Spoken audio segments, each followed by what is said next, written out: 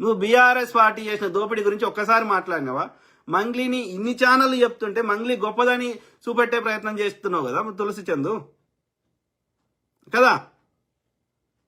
చెప్తే పోయి కంప్లైంట్ ఇస్తుంది. నాకు కింద కామెంట్లు చేసిర్రు, లేకపోతే నన్ను గంజాయి అన్నారు, ఇంకోటి అన్నారు అని కంప్లైంట్ చేస్తారు. ట్రోల్ చేస్తే కంప్లైంట్, రోస్ట్ చేస్తే ట్రోల్ చేస్తే కంప్లైంట్ చేస్తారు. ఎందుకు రోస్ట్ చేస్తున్నారు, ఎందుకు ట్రోల్ చేస్తున్నారు? నువ్వు చెప్పే విషయాలు, కొన్ని విషయాల్లో వాస్తవాలకు దూరంగా చెప్తున్నావు, వాస్తవాలను వక్రీకరిస్తున్నావు, ఒక డిఫరెంట్ వర్షన్ క్రియేట్ చేసినప్పుడు మరి వాళ్ళు చెప్పారు, వాళ్ళు కామెంట్. నీకేమో తప్పుడు కథనం చెప్పే హక్కు ఉంటుంది, కానీ దాని కామెంట్ పెట్టే హక్కు వాళ్ళకు ఉండదా?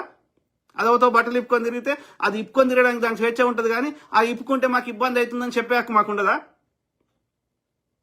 పోయి కంప్లైంట్ ఇస్తుంది. ఎవరికి? సజ్జనార్కి. ఈమె పోయింది కాకుండా ఈమెతో 10 మందిని తీసుకొని పోతుంది.